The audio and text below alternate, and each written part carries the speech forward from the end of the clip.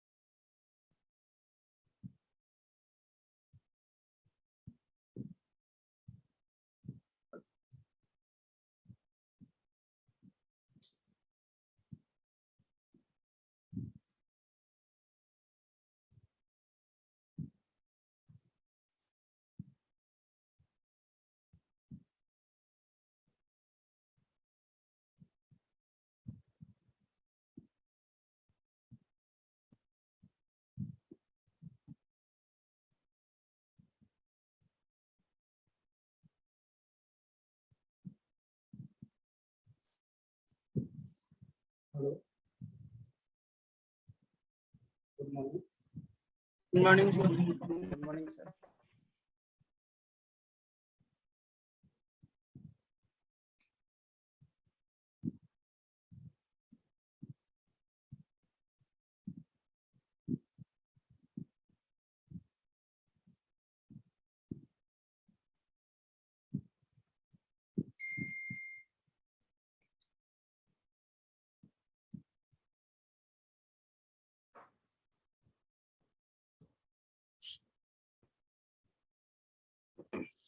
Hello, yes आवाज sir. Yes sir. आवाज आ रही है सही? Yes sir. Yes sir. ठीक।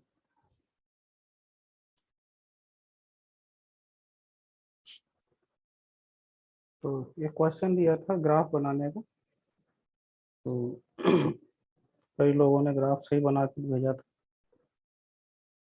दो चार्ज पार्टिकल्स के बीच में जो तीसरा चार्ज पार्टिकल रखा जा रहा था उसका ग्राफ था ये, है ना। जिन लोगों ने ग्राफ बना के भेजा उन्होंने सही भेजा। प्लस क्यू और एक ये plus q, A B, mid point पे x इक्वल टू 0 लेना, और ये इधर साइड पॉजिटिव x, इधर नेगेटिव x, ठीक है। और तीसरा जो चार्ज है प्लस स्मॉल क्यू, उस पर जो फोर्स लगेगा, प्लस स्मॉल क्यू पे लगने वाला फोर्स इस x के साथ, इसकी लोकेशन के साथ कैसे चेंज हो रहा है वो हमें बताना है। तो देखो, फोर्स की डायरेक्शन के अकॉर्डिंग हमें ग्राफ बनाना होगा। किसी एक डायरेक्शन को, जैसे इस लाइन में जब इस फोर्स इसको चार्ज को रखेंगे तो उस पर फोर्स यहाँ तो 0 ही लगेगा फोर्स, लेकिन और कहीं भी रखेंगे तो फोर्स या तो राइट वर्ड्स होगा या लेफ्ट वर्ड्स होगा। तो किसी एक डायरेक्शन को मान लो हमने पॉजिटिव मान लिया, राइट वर्ड पॉजिटिव मान लिया, यानी राइट वर्ड अगर फोर्स है तो उसे पॉजिटिव साइड में लेंगे ग्राफ में, और अगर लेफ्ट वर्ड फोर्स है तो उसे नेगेटिव साइड में लेंगे। तो ग्राफ देखो कुछ ऐसे ड्रॉ करना था हमें।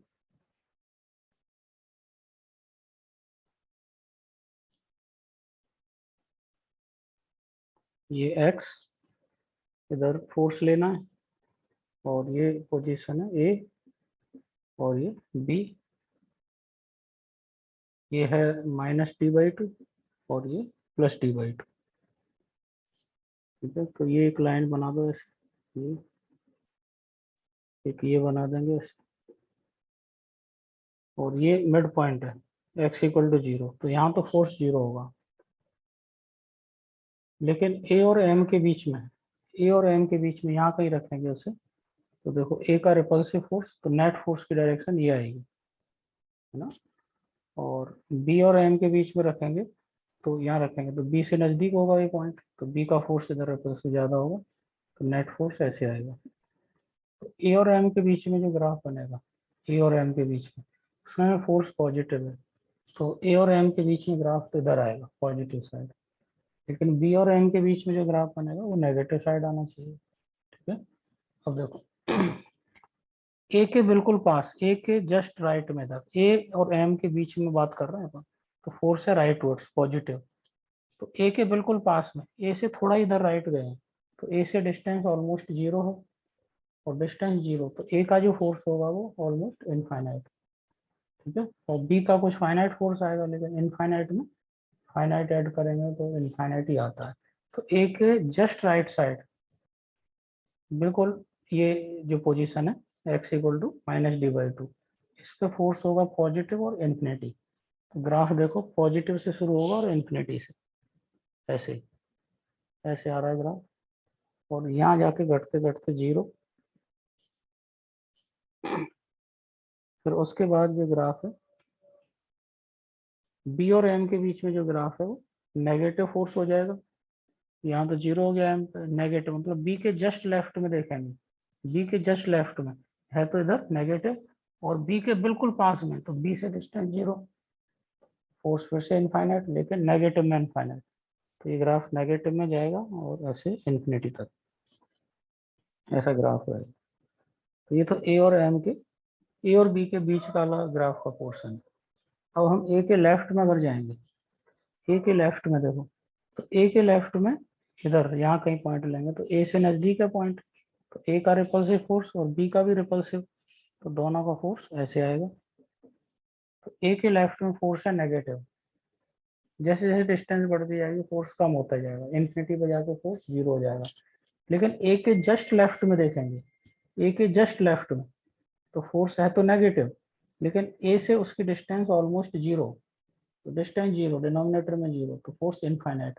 तो ए के जस्ट लेफ्ट में इधर जाएंगे तो इनफाइनाइट से शुरू होगा फोर्स, और वो भी नेगेटिव इनफाइनाइट से, क्योंकि नेगेटिव जा रहा है, और अंत में जीरो हो जाएगा। तो ऐसा कुछ ग्राफ आएगा देखो इधर ए के जस्ट लेफ्ट में, तो ग्राफ नेगेटिव से आएगा, नेगेटिव इन्फिनिटी से और टेंडिंग टू जीरो। बी के राइट में अगर देखेंगे तो फोर्स इधर जाएंगे दोनों रिपल्सिव, नेट फोर्स इधर आ जाएगा। तो बी के राइट में यानी इस रीजन में फोर्स आ रहा है पॉजिटिव, मतलब ग्राफ इधर आएगा। और बी के जस्ट राइट, बी के जस्ट राइट, बी के जस्ट राइट यानी बी से डिस्टेंस ऑलमोस्ट जीरो, तो फोर्स इनफाइनाइट और वो भी पॉजिटिव इनफाइनाइट, तो ग्राफ पॉजिटिव इन्फिनिटी से आएगा और घटते घटते ये टेंडिंग टू जीरो, जैसा ग्राफ यहाँ है वैसा इधर जाए। तो ये है प्रॉपर डायरेक्शन के साथ अगर ग्राफ बनाएंगे तो वो ऐसा बनेगा, है ना। बहुत लोगों ने बना के दिया था ये ग्राफ, ठीक है, कुछ ने दिखा दिया था, कुछ लोगों ने नहीं भी दिखाया, तो उनका भी हो सकता है सही। कितने लोगों का ये ग्राफ सही है? यस किसने सर, मेरा बनाया? था। ऐसे, हाँ कृष्णा, विभो, ठीक है, सर। अचल, यस। राजवर्धन, ठीक। और भी कई लोगों ने भेजा था ग्राफ, यही था। इसमें थोड़ा बहुत चेंज हो जाएगा, अगर मान लो मैंने तो राइट वर्ड्स डायरेक्शन पॉजिटिव मान ली, कोई कहे हम इधर इधर पॉजिटिव मानेंगे, लेफ्ट वर्ड हो सकता है सवाल में, लेफ्ट वर्ड पॉजिटिव मानेंगे तो ये ग्राफ नीचे आ जाएगा, ये ऊपर चला जाएगा, ये यहाँ आ जाएगा, वो नीचे आ जाएगा, डायरेक्शन बदल जाएंगे, बाकी सब ग्राफ यही रहेगा। ठीक है, हाँ सर, वो मैंने लेफ्ट वर्ड्स पॉजिटिव माना था तो उल्टा आता था। हाँ कोई बात नहीं, वो तो सही ही माना जाएगा, गलत नहीं। ठीक है, अगर सवाल ओके सर। में दिया है तो उसके अकॉर्डिंग ही लेंगे, अगर नहीं दिया तो हम किसी को भी पॉजिटिव ले सकते हैं, तो एक ग्राफ ये सही हो सकता है। अगर ग्राफ में कोई डायरेक्शन पॉजिटिव मेंशन नहीं है तो अपना ये ग्राफ भी सही है, और ये इसका उल्टा जो ग्राफ बनेगा ये ऊपर चला जाएगा, ये सब बदल जाएंगे, यानी लेफ्ट वर्ड पॉजिटिव मान के बनाओगे तो वो ऑप्शन भी सही माना जाएगा। ठीक है, लेकिन अगर मेंशन है कि भाई आप इसी डायरेक्शन को पॉजिटिव लो, राइट को या लेफ्ट, तो फिर एक ही ग्राफ सही रहेगा, कोई सा एक ही ऑप्शन सही होगा। ठीक है।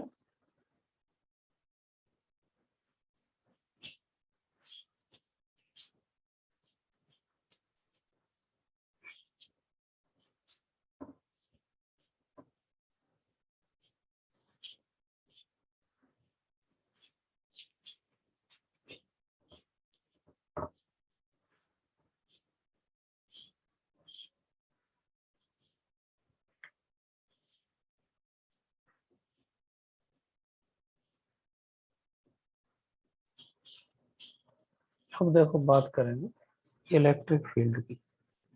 कोई भी चार्ज अपने आसपास एक फील्ड प्रोड्यूस जो करता है, जिसको इलेक्ट्रिक फील्ड नाम दिया है, इसका सिंबल ई से इसे रिप्रेजेंट करते हैं। वही चार्ज की डेफिनेशन में जो फील्ड की चर्चा हुई थी, उसी फील्ड की बात कर रहे हैं हेडिंग डाल के। कोई भी चार्ज है, पॉइंट चार्ज भी हो सकता है या कोई बड़ा चार्ज भी हो सकता है, वो अपने आसपास के रीजन में एक ऐसी फील्ड प्रोड्यूस करके रखता है।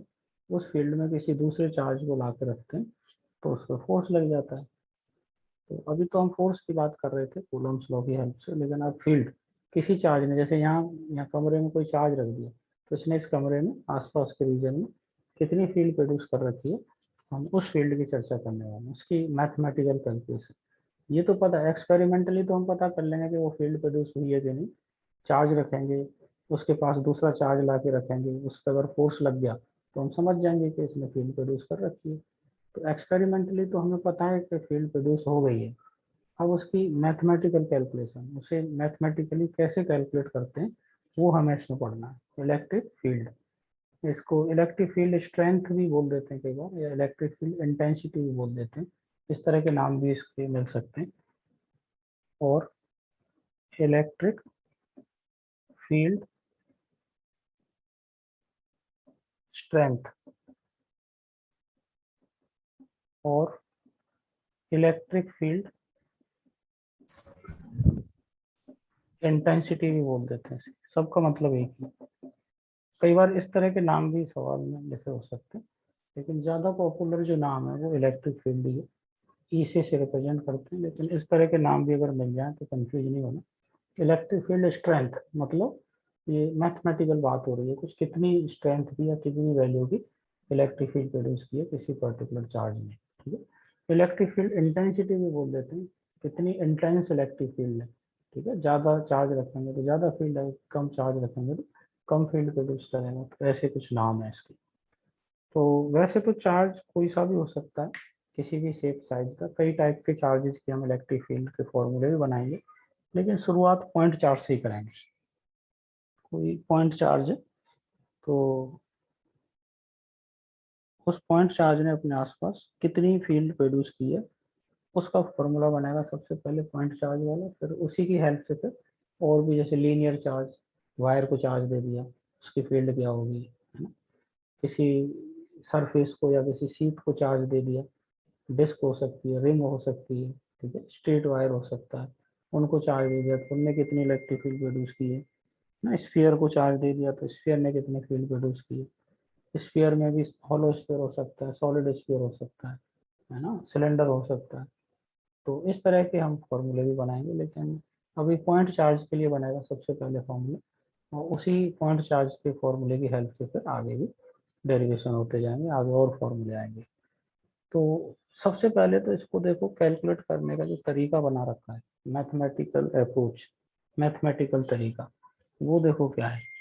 जैसे आप याद करो, इस अपन ने वर्क पावर एनर्जी वाले चैप्टर में वर्क डन की बात की थी। तो वर्क डन का बेसिक मीनिंग तो ये होता था, किसी बॉडी की काइनेटिक एनर्जी का बढ़ना या घटना, ये वर्क डन होता था, है ना, याद है।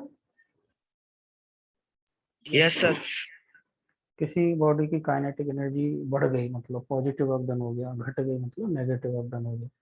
तो ये तो बेसिक मीनिंग था वर्क डन का, काइनेटिक एनर्जी का घटना या बढ़ना।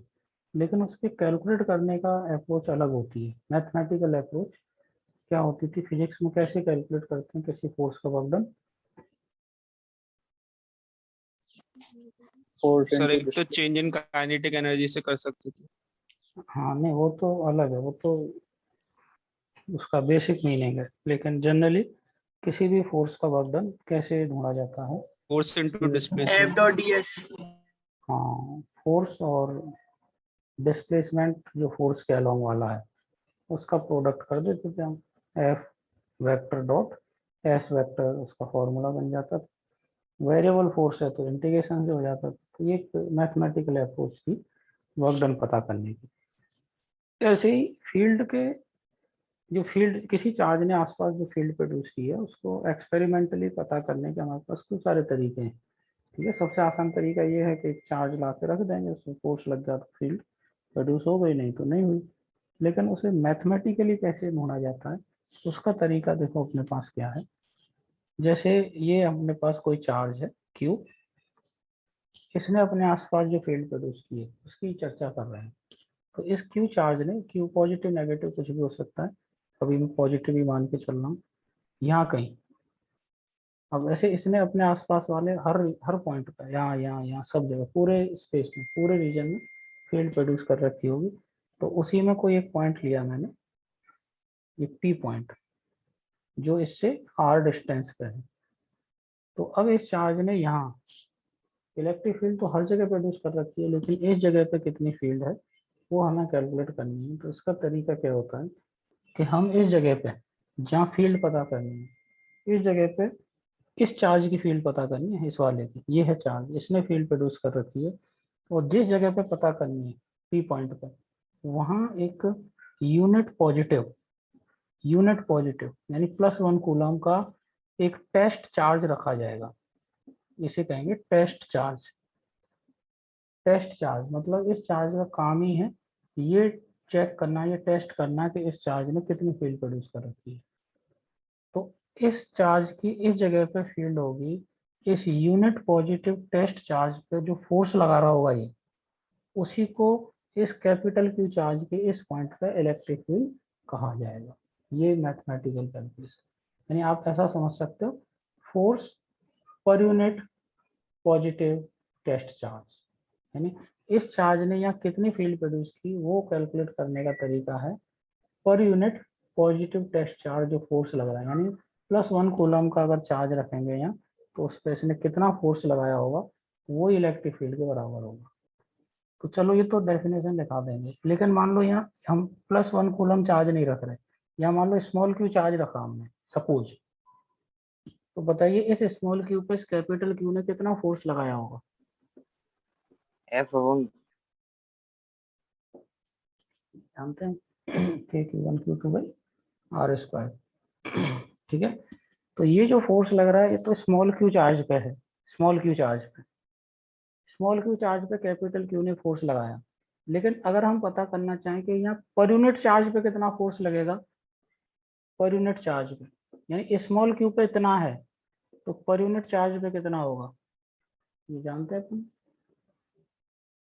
ये अपनी अप्रोच रहती है कि इतने पे इतना है तो पर यूनिट पे कितना होगा, नहीं समझ रहे। yes sir yes sir. तो अगर इसकी वैल्यू रखें, देखो एफ की जो हमने कैलकुलेट किया तो स्मॉल क्यू कैंसिल हो जाएगा, तो KQ/R²। तो ये फॉर्मूला बन के तैयार हुआ। ये देखो ये कैपिटल क्यू चार्ज की इलेक्ट्रिक, स्मॉल क्यू को तो हमने रख के देखा था, तो इसको तो कैलकुलेट करने का तरीका, ये तो टेस्ट चार्ज है मान लो। अब ये भले मैंने स्मॉल क्यू टेस्ट चार्ज रख के देखा, लेकिन जनरली डेफिनेशन में जब आपसे डेफिनेशन पूछी जाएगी तो ये टेस्ट चार्ज रखा जाएगा, यूनिट पॉजिटिव टेस्ट चार्ज। ठीक है, तभी ये पर यूनिट चार्ज वाला फोर्स पर यूनिट चार्ज बनेगा। तो अब ये दोनों तरीके हैं, देखो स्मॉल क्यू रख के देखा तो भी हमने फोर्स पर यूनिट चार्ज ढूंढा, कोई कहीं नहीं मैं तो +1 कूलम रख के ही देखूंगा। तो देखो फोर्स कितना आएगा, KQ ये हो गया 1/R²। तो ये यूनिट पॉजिटिव टेस्ट चार्ज ही ले लिया था हमने, तो ये फोर्स पर यूनिट चार्ज ही हो गया, तो इसी को हम इलेक्ट्रिक फील्ड बोल रहे हैं। तो देखो आंसर तो वही आना है, KQ/R²। मतलब हमने क्या सीखा कि किसी पॉइंट चार्ज ने खुद से स्मॉल r डिस्टेंस पे कितनी इलेक्ट्रिक फील्ड प्रोड्यूस की होगी, उसको कैलकुलेट करने का तरीका है फोर्स पर यूनिट चार्ज। और उसका फॉर्मूला देखो ये तैयार होके आ गया पॉइंट चार्ज की इलेक्ट्रिक फील्ड का। ठीक है, तो इसे डिफाइन कर सकते हैं, इसकी डेफिनेशन इलेक्ट्रिक फील्ड की आप लिख सकते हैं, जो चीज़ हमने मैथमेटिकली कैलकुलेट किया उसे हम डेफिनेशन में भी लिख सकते हैं। लिखो,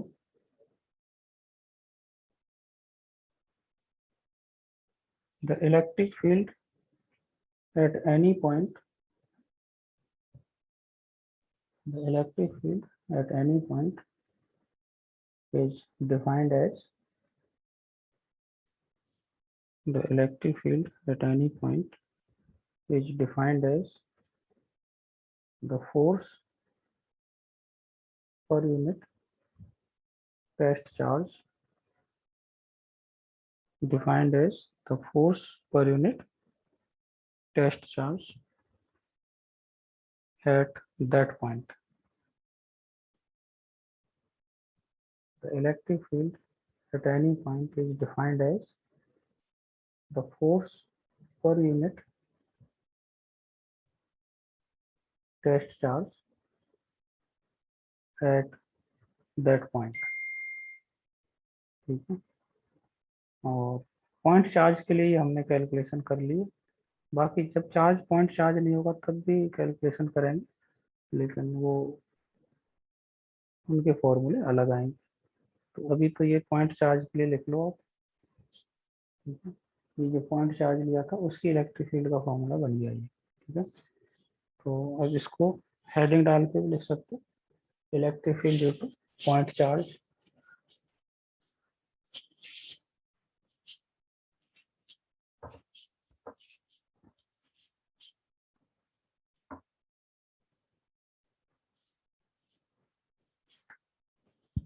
इलेक्ट्रिक फील्ड को देखो मैं शॉर्ट में ऐसे लिख दिया करूँगा, इलेक्ट्रिक फील्ड ड्यू टू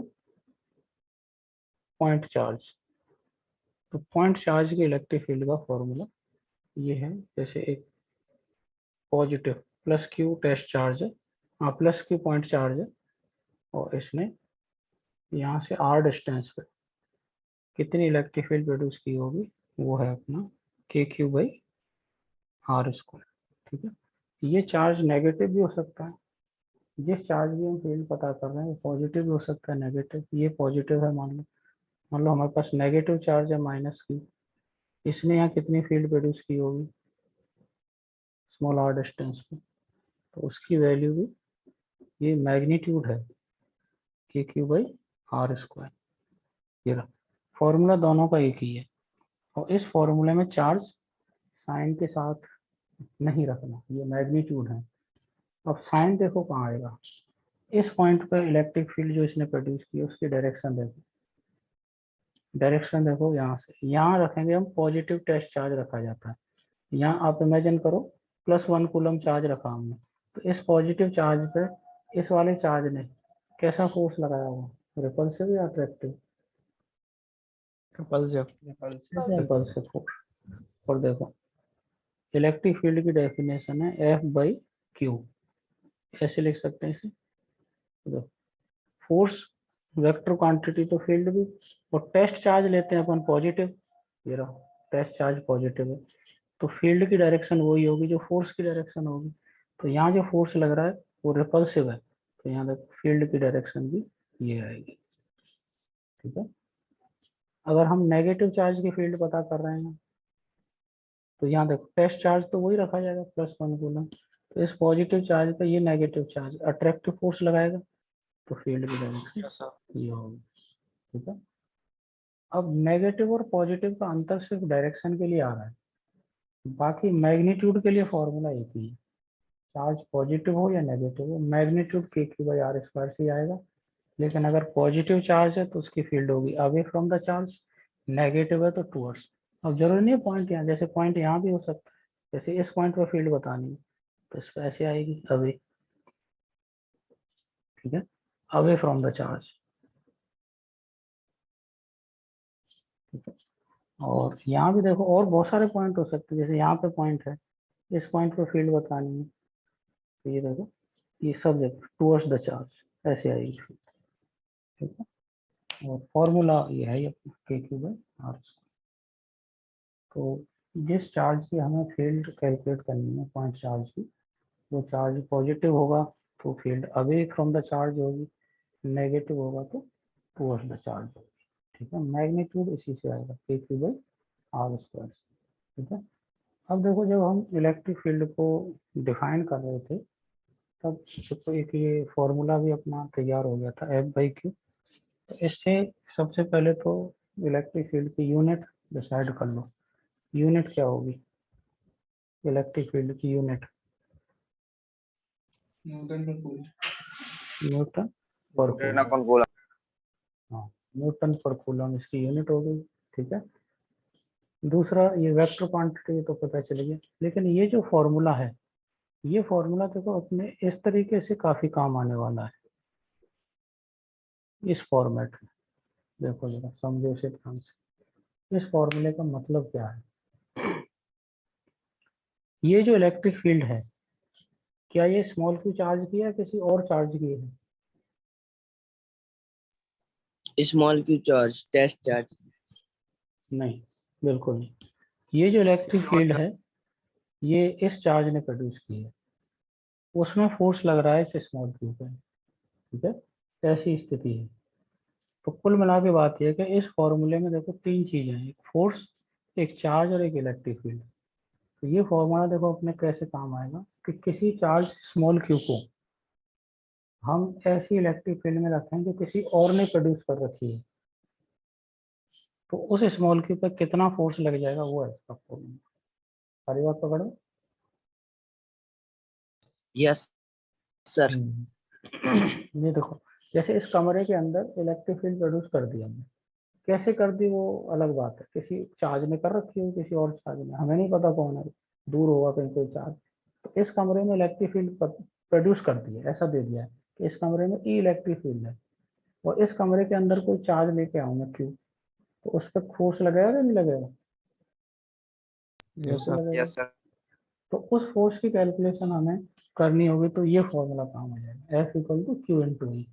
तो इसमें मैं बस समझाने वाली बात ये थी, यही समझा रहा हूँ देखो मैं, कि ये जो ई है ये इस क्यू की नहीं है, ये क्यू अलग चार्ज है और ये इलेक्ट्रिक फील्ड किसी और ने प्रोड्यूस की है।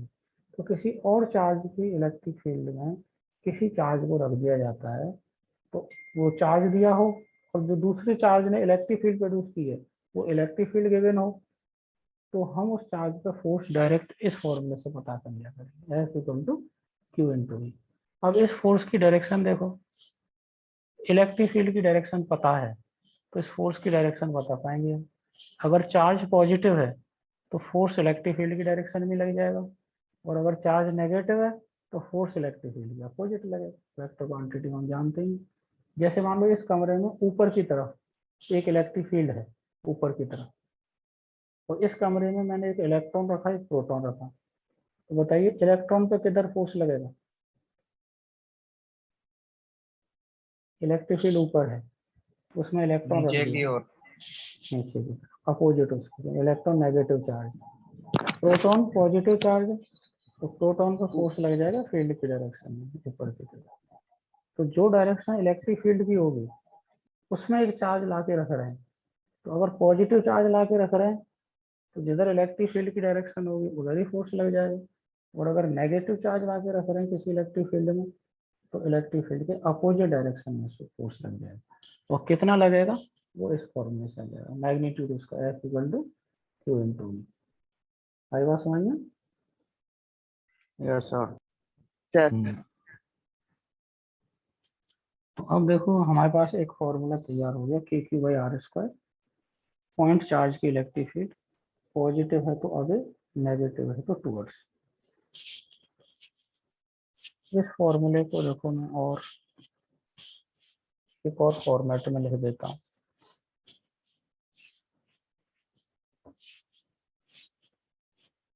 सर चार्ज अगर पॉजिटिव है तो वो इलेक्ट्रिक फील्ड की तरफ जाएगा।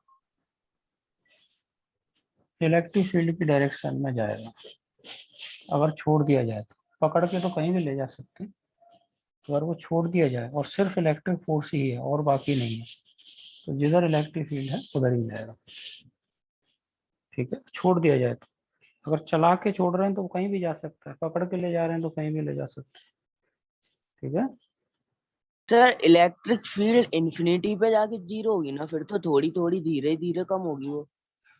और क्या, k Q by are square, r नीचे आ रहा है तो आर बढ़ेगा तो कम होगी फील्ड, ये तो ऑब्वियस बात है। तो इसमें क्या पूछना चाह रहे हो? नहीं सर, इंफिनिटी पे जाके जीरो होगी कि उससे भी पहले हो सकती है जीरो? इन्फिनिटी का क्या मतलब होता है? मतलब सर रिलेटिव टर्म में इतना, किसी। हाँ तो इतने बड़े हो गए तो इन्फिनिटी को थोड़ा सावधानी से बोला करो। इन्फिनिटी का मतलब है लार्ज डिस्टेंस पे वो नेग्लिजिबल हो जाएगी, जीरो का क्या मतलब? ना तो इन्फिनिटी कभी आएगा ना जीरो कभी होगी। मैथमेटिकली तो जीरो कह देंगे उसे, क्यों भाई? सर। हाँ, तो इन्फिनिटी थोड़ा बड़ा सावधानी से बोलना चाहिए, ठीक है? इन्फिनिटी बोलने में तो हमें बहुत सचेत रहना। इन्फिनिटी सही मायने में कभी 2 मिनट सोच के देखें तो इन्फिनिटी कभी आता ही नहीं। आ जाएगा क्या इन्फिनिटी? No sir. हाँ, लेकिन मैथमेटिक्स तो कहेगा कि भाई इन्फिनिटी रखो ये। तो मैथमेटिक्स एक अलग चीज है। अब कई बार आपने सुना होगा मैथमेटिक्स तो कह देता है जीरो, लेकिन फिजिक्स उसे कहता है नेग्लिजिबल। तो दोनों में अंतर है क्या? तो यस सर। फिजिक्स ने तो कहा वेरी लार्ज डिस्टेंस हो जाएगी तो वेरी स्मॉल इलेक्ट्रिक फील्ड हो जाएगी। फिजिक्स तो ये कह रहा है। मैथ ये कहेगा कि डिस्टेंस इन्फिनिटी हो गई, इलेक्ट्रिक फील्ड जीरो हो गई। ठीक है, तो दोनों की भाषा अपनी अलग अलग, मैथ की अलग रहेगी और फिजिक्स की अलग रहेगी। ठीक है। Yes sir. हम्म, तो ये जो फॉर्मूला हमने बनाया है पॉइंट चार्ज की इलेक्ट्रिक फील्ड का, इसको देखो वेक्टर फॉर्म में लिख सकते हैं हम। जैसे क्यू चार्ज है, अब क्यू ले रहा हूँ मैं, पॉजिटिव भी हो सकता है नेगेटिव भी, जनरल बात कर रहे हैं। यहाँ से इस पी पॉइंट पे हमें फील्ड बतानी है, तो इस चार्ज की इस जगह पे फील्ड बतानी है। तो यहाँ देखो एक वेक्टर बनाएंगे हम, आर वेक्टर। इस आर वेक्टर की शुरुआत होगी चार्ज से जिसकी फील्ड बतानी है, और अंत होगा जहाँ पे फील्ड ढूंढनी है वहाँ। ये हो गया आर वेक्टर। अब इस जगह पे जो इलेक्ट्रिक फील्ड आएगी, वो इलेक्ट्रिक फील्ड या तो इधर आएगी या फिर इधर आएगी, डिपेंड करेगा क्यू कैसा है, या तो आर की डायरेक्शन में या आर के अपोजिट। तो इस इलेक्ट्रिक फील्ड को देखो, डायरेक्शन अगर देनी है हमें, तो के क्यू बाई आर स्क्वायर तो इसका मैग्नीट्यूड रहेगा, और आर कैप से इसकी डायरेक्शन लग जाएगी, आर कैप यानी यूनिट वेक्टर। अब आर कैप देखो, आर कैप हम कैसे लिखते हैं, K Q R by are square, vector. R vector divided by magnitude of are vector. अब मैग्नीट्यूड ऑफ आर वेक्टर तो आर ही होगा, तो नीचे आर क्यूब बन जाएगा ये। तो E vector is equal to K Q by R cube into R vector. ये वेक्टर फॉर्म अगर लगाएंगे इस पॉइंट पर इलेक्ट्रिक फील्ड ढूंढने के लिए, अगर हमने वेक्टर फॉर्म का फॉर्मूला अप्लाई किया तो ये है। और इसमें सावधानी हमें क्या रखनी है, इसमें क्यू साइन के साथ रखा जाएगा। अगर इसमें क्यू साइन के साथ रख दिया, मान लो क्यू पॉजिटिव रख दिया, सपोज पॉजिटिव, तो ये पूरी क्वांटिटी पॉजिटिव होगी। तो ई वेक्टर की डायरेक्शन वही होगी जो आर वेक्टर की होगी। तो देखो अगर चार्ज पॉजिटिव है तो ई की डायरेक्शन इधर आएगी और आर की भी डायरेक्शन इधर ही है। लेकिन अगर क्यू यहाँ नेगेटिव रख दिया हमने, नेगेटिव, तो ये पूरी चीज नेगेटिव हो जाएगी। तो आर वेक्टर के अपोजिट आएगी इलेक्ट्रिक फील्ड, यानी अगर ये चार्ज नेगेटिव है तो इलेक्ट्रिक फील्ड ऐसे आएगी, आर वेक्टर के अपोजिट। आर वेक्टर इधर, इसके अपोजिट। तो अपने आप साइन के साथ रखने से अपने आप इस जगह पे फील्ड डायरेक्शन के साथ मिल जाएगी हमें वेक्टर फॉर्म में। ठीक है, लेकिन इस फॉर्मूले में सावधानी हमें ये रखनी होती है कि q must be with sign, sign के साथ रखना है क्यू। इससे पहले जो फॉर्मूला था अपना के क्यू बाई आर स्क्वायर, वो सिर्फ मैग्नीट्यूड का था, उसमें सिर्फ मैग्नीट्यूड रखना है क्यू का, और फिर चेक करना पड़ेगा चार्ज पॉजिटिव है तो फील्ड अवे लगा देंगे, नेगेटिव है तो फोर्स लगा देंगे। लेकिन मैग्नीट्यूड दोनों से एक ही आएगा, के क्यू बाई आर स्क्वायर। तो इस फॉर्मूले में उस के क्यू बाई आर स्क्वायर में अंतर समझ में आ गया सबको? Yes sir. Hmm. Yes sir. तो ये देखो, ये जो फॉर्मूला है ये खास टाइप का एक सवाल है, वो इससे हो जाता है। लिखना हाँ। जरा वो। हाँ, वह थोड़ा सा रिपीट कर देंगे कहाँ से? फॉर्मूला ये से। हाँ, के क्यू बाई आर स्क्वायर तो मैग्नीट्यूड का फॉर्मूला, वो तो लिख ही लिया था हमने, उसमें थोड़ी दिक्कत है। अब मैंने यस सर। इसमें इसमें क्या किया हमने, पॉइंट चार्ज की जो इलेक्ट्रिक फील्ड है यहाँ, उसको वेक्टर फॉर्म में लिखा है, वेक्टर अप्रोच। तो इस पॉइंट पे जो इलेक्ट्रिक फील्ड आएगी, यहाँ जहाँ फील्ड पता करनी है हमें, उसका पहले तो पोजीशन वेक्टर बना देंगे, ये आर वेक्टर। ठीक है, तो इस जगह पे जो फील्ड आएगी उसका मैग्नीट्यूड तो यही होगा के क्यू बाई आर स्क्वायर, लेकिन डायरेक्शन उसे आर कैप से मिल जाएगी। आर के अलोंग ही होगा, या तो इधर होगा या इधर होगा। तो आर कैप को हमने लिख दिया r vector upon magnitude of are vector. किसी भी वेक्टर का यूनिट वेक्टर ऐसे ढूंढते हैं। अब नीचे ये आर स्क्वायर और ये आर वेक्टर का मैग्नीट्यूड भी आर ही होता है, तो ये आर क्यूब बन जाएगा और ऊपर आर वेक्टर का। अब इस वेक्टर फॉर्म वाले फॉर्मूले में क्यू साइन के साथ रखना होता है, तब सही आंसर आएगा, ये बताया था। क्यू अगर पॉजिटिव है तो फील्ड आएगी अवे। तो देखो क्यू अगर यहाँ पॉजिटिव रखेंगे तो ये पूरी चीज पॉजिटिव हो जाएगी, तो फील्ड की डायरेक्शन वही होगी जो आर वेक्टर की डायरेक्शन होगी। तो आर वेक्टर ये रहा, ये रही। और अगर चार्ज ये नेगेटिव रख देंगे, यहाँ नेगेटिव चार्ज हो जाएगा, तो ये चीज नेगेटिव आ जाएगी। नेगेटिव का मतलब होता है वेक्टर में आर वेक्टर के अपोजिट हो जाएगी फील्ड।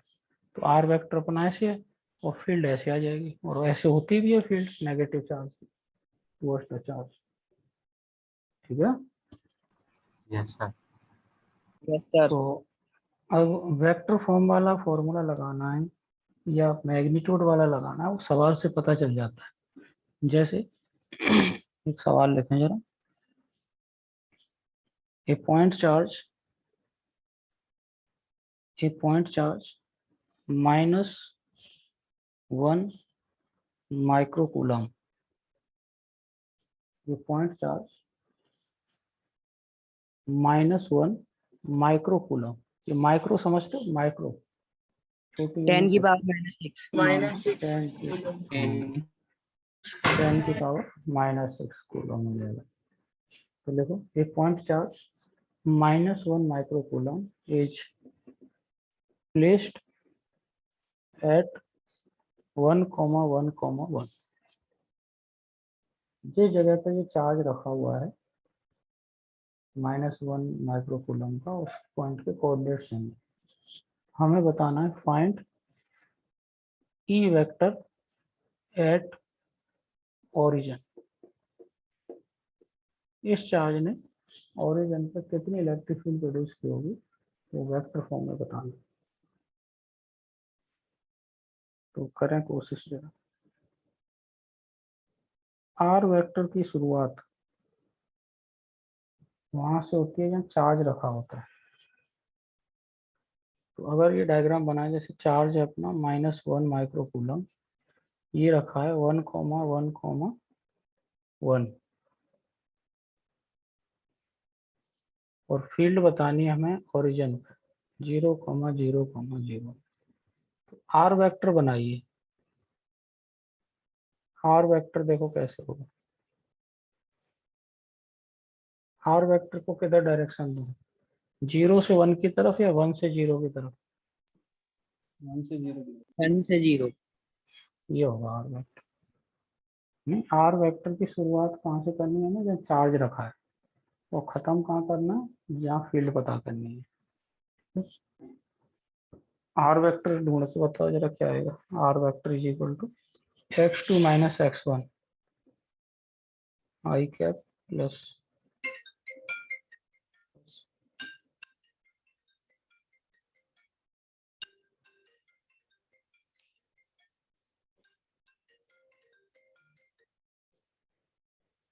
आर वेक्टर आ गया हो -i cap -j cap -k cap. इसका मैग्नीट्यूड √3 आ गया है। Yes sir. तो E vector is equal to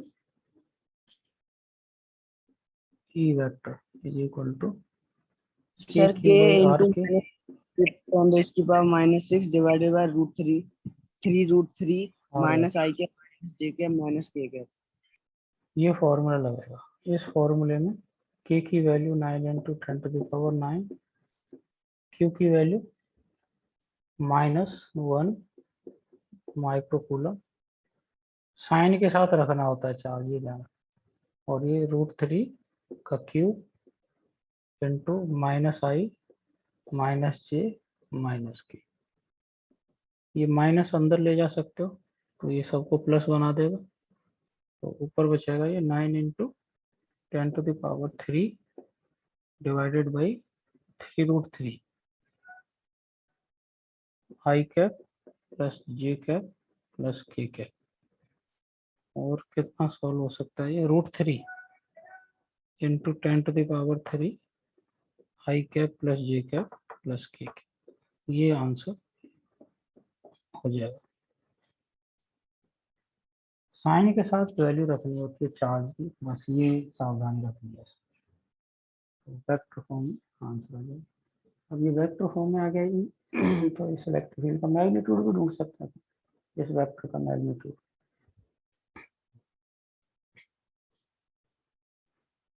ठीक है,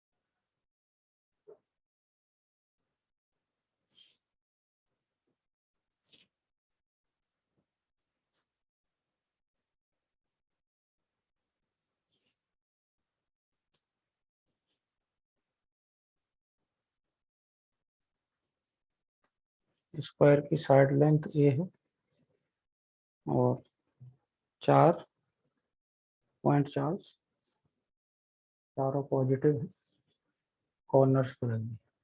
ये जो सेंटर है स्क्वायर का सी, इस पे इलेक्ट्रिक फील्ड बतानी है। Find electric field at centre.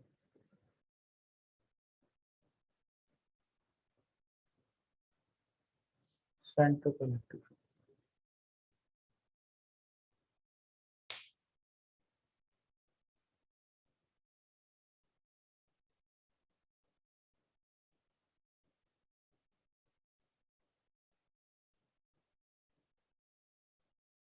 तो 0 होगा क्या? क्यों? तो इस पे नेट फोर्स तो 0 होगा। फोर्स की बात नहीं कर रहे हैं, फील्ड की बात कर रहे हैं। सर 0। 0 क्यों?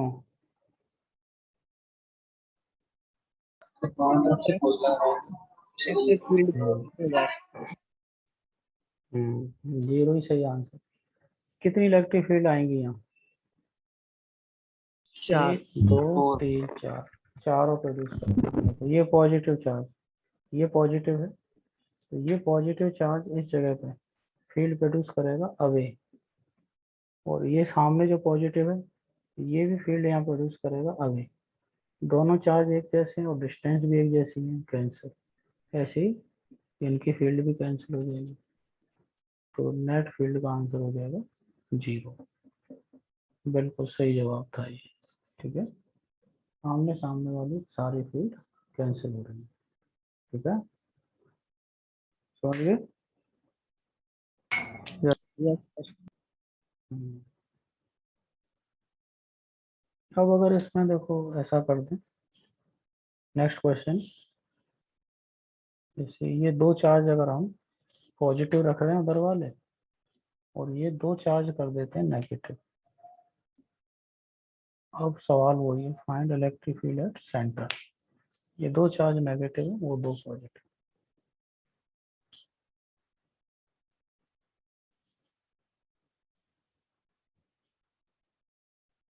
अब देखो फील्ड अभी भी 0 होगी क्या? सर वो तो अट्रैक्ट कर जाएंगे ना। फील्ड का आंसर बताओ।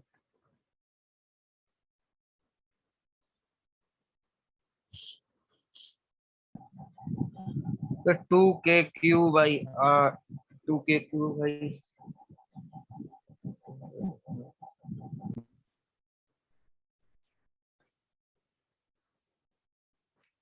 ये जो चार्ज है, ये पॉइंट चार्ज, इसकी फील्ड आएगी यहाँ अवे, और ये जो चार्ज है नेगेटिव, इसकी फील्ड आएगी यहाँ टूवर्ड्स उसकी तरफ, दोनों फील्ड ऐड होंगी। ये पॉजिटिव चार्ज है, इसकी फील्ड यहाँ आएगी इससे अवे, और ये नेगेटिव है इसकी। तो मान लो किसी एक चार्ज की यहाँ जो फील्ड है वो इस डिस्टेंस से आएगी इससे, ये डिस्टेंस होती है a/√2। तो एक चार्ज की फील्ड है यहाँ E, तो इस वाले की भी E होगी, तो दोनों मिलके ये 2E, और ये दोनों मिलके 2E। तो इन दोनों का रिजल्टेंट ऐसे है E net, parallel to X axis. E net, E net आ जाएगा इन दोनों का रिजल्टेंट 2√2E। तो 2√2 और E की वैल्यू हो जाएगी, किसी एक चार्ज ने यहाँ कितनी फील्ड प्रोड्यूस कर रखी है, तो फॉर्मूला लगेगा KQ/R², और R होगा A/√2 का होल स्क्वायर। तो A²/2, 2 ऊपर चला जाएगा, तो 4√2 KQ/A², ये आंसर होगा, और डायरेक्शन ये रहेगी ऐसे।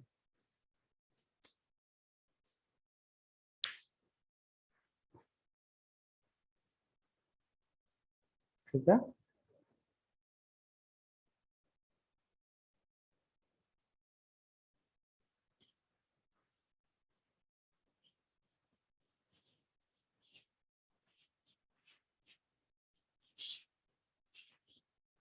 पॉइंट चार्ज की इलेक्ट्रिक फील्ड की कैलकुलेशन कर रहे हैं। एक से ज्यादा अगर पॉइंट चार्ज है तो किसी पॉइंट पर कितनी फील्ड होगी, तो उन सब की अलग अलग फील्ड और उसका फिर रिजल्टेंट, यही करते हैं। फोर्स में भी ऐसा ही किया था।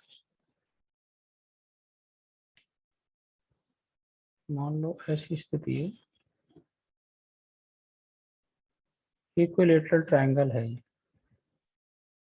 +Q +Q और +Q, side length A।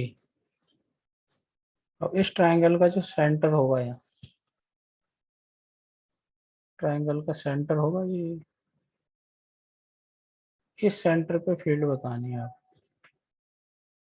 Point electric field at centre Zero. C।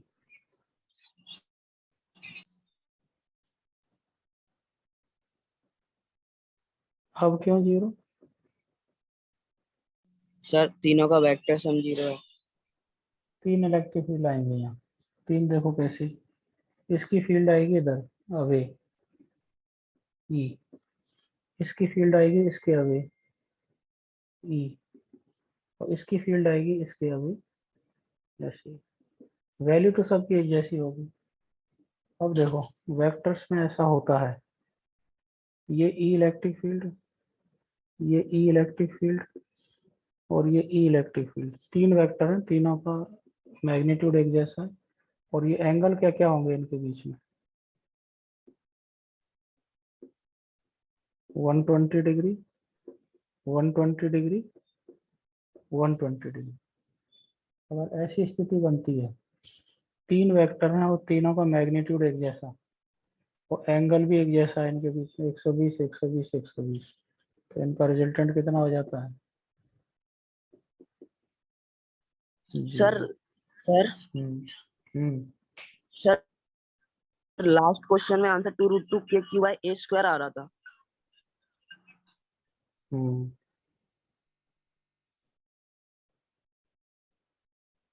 मुझे तो 4√2 ही लग रहा था, क्यों भाई? यस सही सर। था सर। मैंने जो लिखा था वो सही है। Yes sir. हाँ सर। बिल्कुल बिल्कुल सही, जिसको गड़बड़ लग रही है वो चेक कर लेना घर पे आराम से। ठीक है, ये समझ में आ गया? Yes sir. यस हाँ, यस ये सर। वेक्टर का एक बेसिक सा कंसेप्ट होता है जो यहाँ एप्लीकेबल है। अब इसमें देखो, अगर थोड़ा सा चेंज कर दूँ, जैसे ये जो डायग्राम अगर बनाए, नेक्स्ट क्वेश्चन, जैसे ये 2 चार्ज तो पॉजिटिव है, एक चार्ज को किसी को इसको नेगेटिव बना दें, माइनस की। तो अब सवाल वही है, find electric field at centre. अब दोनों देखो, साइड लेंथ ट्रायंगल की A है, अब करो कोशिश।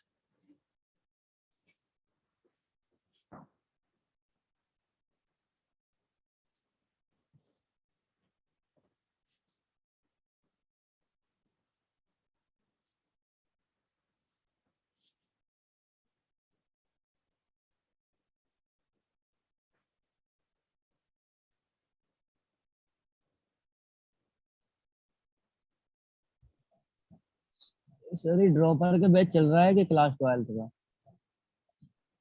हम्म, ड्रॉपर का बैच चल रहा है कि क्लास 12 का सर? चलेगा। नहीं सर, अभी किसका चल रहा है सर? अभी तो दोनों का मिला के चल रहा ड्रॉपर का अलग कब से होगा सर? है। जल्दी होगा, जल्दी हो जाएगा।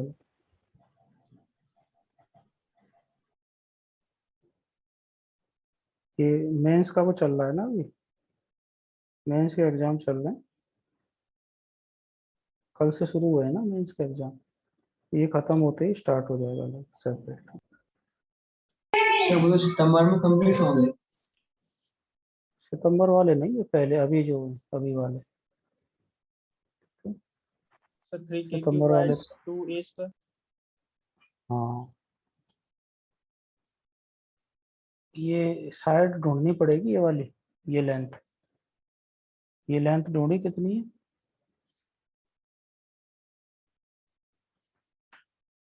पहले तो डायग्राम बना लो।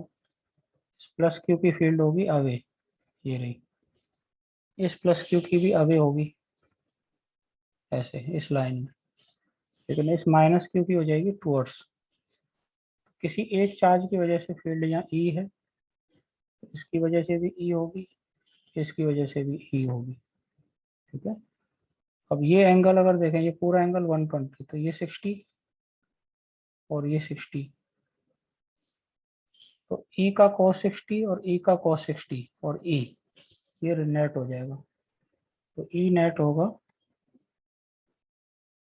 ई cos 60 प्लस ई cos 60 प्लस ई तो है ही उधर, किया जाएगा 2 ई cos 60 और प्लस ई cos 60 1/2, ये 2 ई आ जाएगा।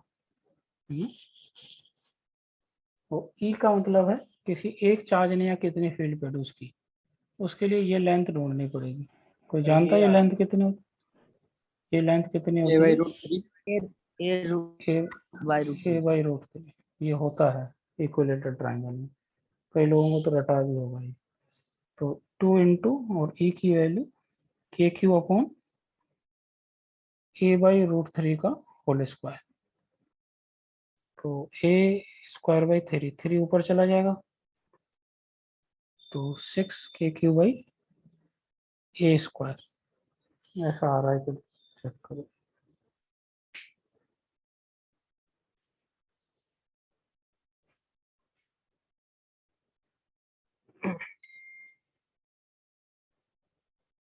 इक्विलेटरल ट्रायंगल की अगर साइड लेंथ ए है, तो किसी कॉर्नर से उसके सेंटर को मिला के, तो वो लेंथ ए बाई रूट 3 हो जाती है।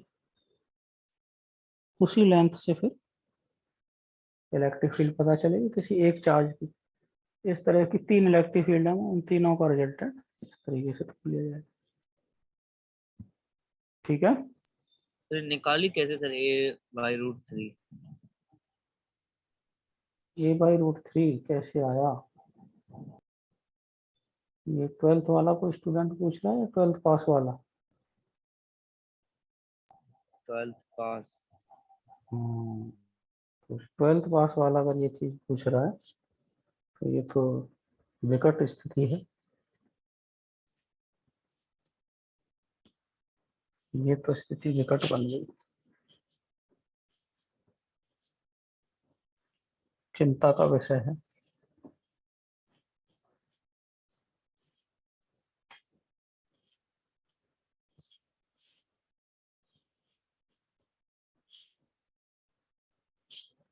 ट्वेल्थ वालों को पता है सबको ये कैसे आया। यस सर, कमेंट लेकर आ जाओ।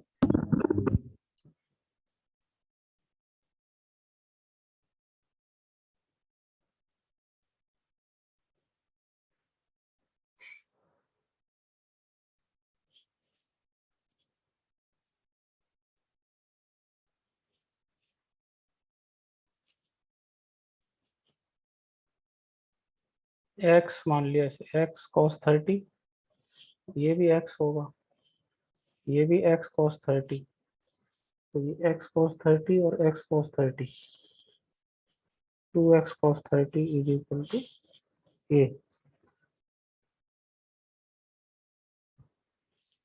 2x √3/2 is equal to A, x is equal to 12th class तक आते आते तो इस चीज को कई बार कैलकुलेट कर चुके होते हैं लोग। छोटी क्लासेज में भी बता दिया जाता है कई बार। और ये कुछ लोगों को तो रटा होगा, बिल्कुल ईमानदारी से बताना कितने लोगों को ये रटा हुआ था पहले से, ऑनेस्टली। सब मेरे को पता yes sir. Yes sir. Yes sir. रट जाता है, कितनी बार यूज होता है तो ये रट ही जाता है। और नहीं भी रटा हो, भूल भी गए हो, तो ये कोई भारी काम है नहीं। ठीक है,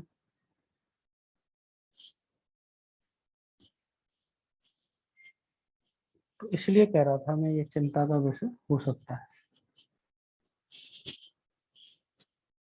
इस पे चिंतन करना जरूरी है। और ये सेल्फ चिंतन करने से ही इन चीजों में कॉन्फिडेंस आएगा। मैं रोज मोटिवेट करता रहा हूँ, उससे कुछ नहीं होगा।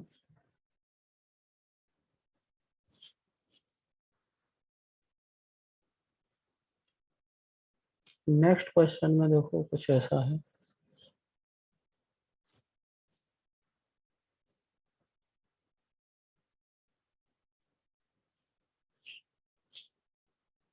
जब आईआईटी की प्रिपरेशन करने के लिए या किसी बढ़िया कंपटीशन की प्रिपरेशन करने के लिए बच्चे आते हैं, तो टीचर को कुछ छोटी मोटी एक्सपेक्टेशन रहती है कि इन चीज़ों को तो बच्चे फटाफट बता देंगे या समझ जाएंगे जल्दी से, तो कुछ बेहतर सवाल भी कर सकते हैं फिर। क्योंकि मोटिवेशन सिर्फ स्टूडेंट को ही नहीं चाहिए, मोटिवेशन की टीचर को भी जरूरत रहती है। टीचर भी अगर सही मायने में देखें तो इंसान ही है, तो भाई तो Yes. हाँ, तो ऐसी हरकतों से, ऐसी चीज़ों से मोटिवेशन थोड़ी मिलता है। ठीक है, कोई बढ़िया सवाल कोई ऐसा आ जाता है, चलो डाउट भी कैसा भी छोटा मोटा आ सकता है, ऐसी दिक्कत नहीं, लेकिन कुछ चीज़ें ऑब्वियस होती हैं, तो वो आपको खुद उस पर विचार करना चाहिए कि ये तो हमें नहीं आता, कोई बात नहीं, लेकिन आप खुद भी उसे समझ सकते हैं थोड़ा विचार करके। ये बिल्कुल ऐसी ही बात हो गई जैसे, अब सर्कल का एरिया नहीं पता होगा बहुत लोगों को, फिर तो सर्कल का एरिया क्या होता है? Pi r square. हाँ, तो अब जैसे मुझे तो डाउट हो गया ना कि अब ये इस चीज में भी अगर दिक्कत थी, तो मैं सर्कल का एरिया जब डायरेक्ट लिख दिया करूंगा पाई आर स्क्वायर, तो उसमें पसीने ना छूट जाए कुछ लोगों के लिए। तो मैं जनरल बात कर रहा हूँ, किसी एक पर्टिकुलर स्टूडेंट से नहीं कह रहा। तो प्लस क्यू 6 चार्ज रख दिए रेगुलर हेक्सागन के कॉर्नर्स। तो अगर इसके सेंटर पे मैं फील्ड पूछूंगा अब किस सवाल में, तो उसका जवाब तो आप डायरेक्ट दे सकते हैं, 0. 0। ठीक है, 0. ये तो 0 सर. हाँ, इसको तो वैसे ही लिखने की जरूरत नहीं, अभी मत बनाओ डायग्राम, अभी वैसे सीधा समझ लो इसे, ये कैंसिल हो जाएंगे, ये आमने सामने, ये आमने सामने, सब कैंसिल हो रहे हैं। ठीक है, लेकिन अपना देखो सवाल क्या है, आपको जो डायग्राम बनाना है वो ये बनाना है। ये 3 पॉजिटिव चार्ज कर दिए, 3 नेगेटिव, और ये इसका वही सेंटर जिसे हम कह सकते हैं इसका,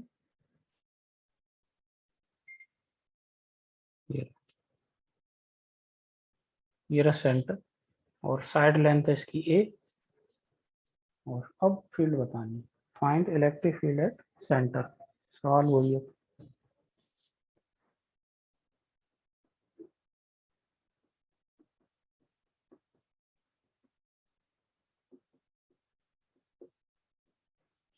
सेंटर सी पे, जो अब 0 नहीं होगी शायद, क्या होगी वो फाइंड करें।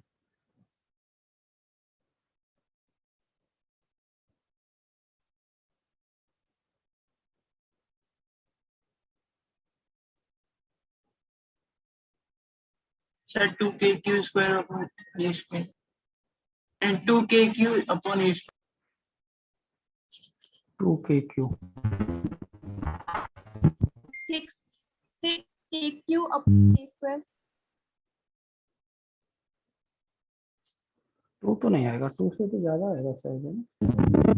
6 upon a square. देखो 6 इलेक्ट्रिक फील्ड होंगे यहाँ, इस पॉजिटिव वाले की इधर और इस नेगेटिव वाले की इधर। इस वाले पॉजिटिव की फील्ड इधर अवे और इस नेगेटिव की टुवर्ड्स। इस पॉजिटिव की kq field upon away, a square. हाँ 6 वाले लोग ज्यादा हैं तो हो सकता है सही, और इस नेगेटिव की इधर। तो किसी एक चार्ज की वजह से अगर फील्ड यहाँ ई है तो ये दोनों मिलकर 2e हो जाएंगे, ये दोनों 2e हो जाएंगे, ये दोनों 2e हो जाएंगे। और एंगल देखो, ये 60 होगा, ये 60 होगा। तो इस 2e का कंपोनेंट cos 60, इस 2e का cos 60 और ये 2e, ये मिला के नेट फील्ड बनाएंगे। तो नेट फील्ड ऐसे ही आएगी इधर की तरफ, 2e cos 60 plus 2e cos 60 और प्लस 2e। 2e cos 60 1/2, तो ये e 4e आ जाएगा ये, ठीक है। तो 4 और e होगा किसी एक चार्ज की वजह से यहाँ फील्ड, यानी इस चार्ज ने यहाँ कितनी फील्ड प्रोड्यूस की, उसके लिए ये डिस्टेंस चाहिए। कितनी होगी ये डिस्टेंस? ए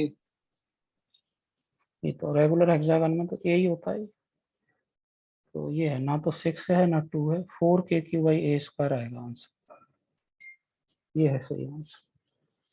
और डायरेक्शन इसकी डाउनवर्ड। सारी लेंथ ए होती है, यानी इसकी ये साइड लेंथ ए है, तो सेंटर से कॉर्नर को मिलाने वाली लेंथ भी ए है। ये 60, ये 60, ये 60, तो ये इक्विलेटरल ट्रायंगल बन जाते हैं सारे।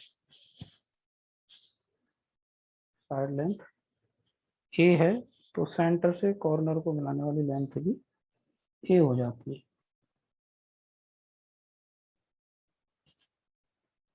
ये है सही आंसर। तो 6 वाले लोगों ने कुछ गलती की होगी, 6 वाले लोगों ने तो इनको डायरेक्ट ऐड कर दिया होगा, डायरेक्ट थोड़ी ऐड होगी, इसका कंपोनेंट ऐड होगा इधर, उसका एक कंपोनेंट ऐड होगा। ऐसा नहीं कि 2e plus 2e plus 2e 6e हो जाए। 2e का ये कंपोनेंट आएगा cos 60 और 2e का भी इधर कंपोनेंट cos 60, और ये 2e तो इधर है ही, ये तो ये होगा रिजल्ट में, ठीक है। गलती पता चल गई। Yes sir. हाँ। अब देखो इसमें थोड़ा सा और चेंज कर रहा हूँ, ये रेगुलर हेक्सागन ही लेना है।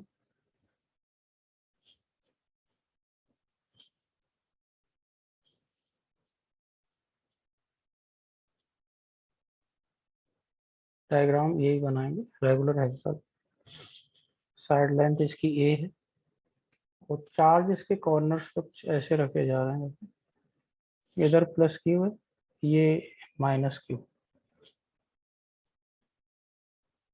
ये प्लस क्यू, ये माइनस क्यू, ये प्लस क्यू, ये minus Q, alternate positive negative रखेगा। सवाल वही है, find electric field at centre.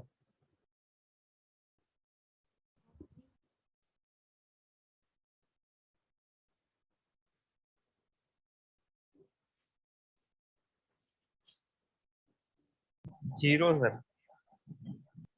0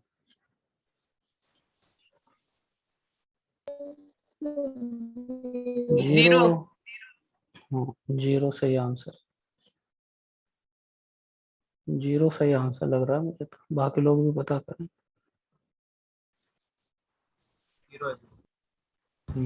sir zero.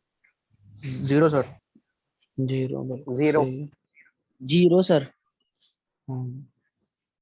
कैसे देखो, वही 120 डिग्री एंगल वाली बात हो गई होगी इसमें ना।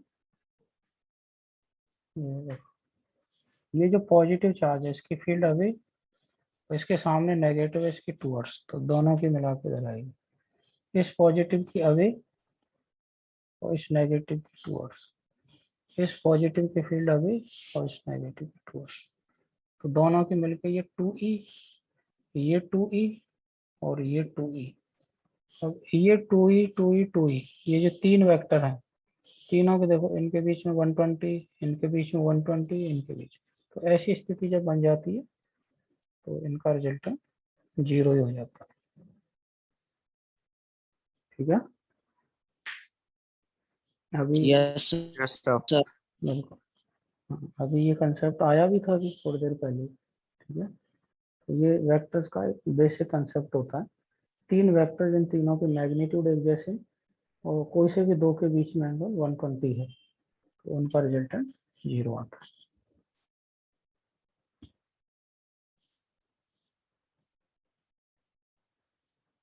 नेक्स्ट क्वेश्चन में ये रेगुलर हेक्सागन ही बना लो।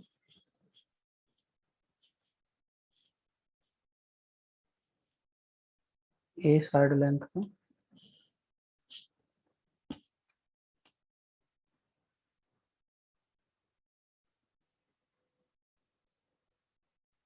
ये प्लस क्यू चार्ज और प्लस क्यू चार्ज, तीन कॉर्नर पे चार्ज रख दिए, तीन खाली हैं, तीन कॉर्नर्स पे कुछ नहीं रखा। सवाल वही, find electric field at centre. में भी 0 ही होगा। सर 0। ये तो मैं भी